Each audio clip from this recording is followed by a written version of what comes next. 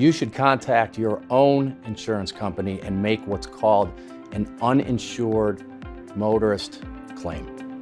That's a type of insurance that you have or should have through your own insurance policy that would cover you in this instance.